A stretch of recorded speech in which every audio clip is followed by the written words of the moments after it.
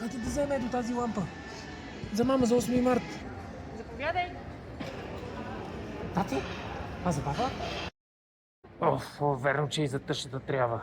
Той е 8 март. Само пари, пари, пари. Ама хайде да вземем и за тъщата, че само ще мрънка.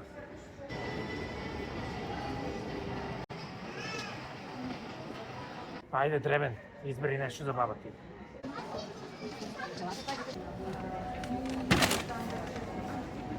Тези цветя ще са супер.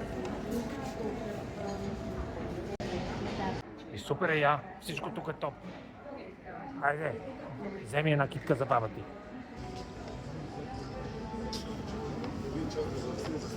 Избираме ето тази. Честит 8 март, баба, обичам те. Повяди малък подарка и за баба и до следващия път.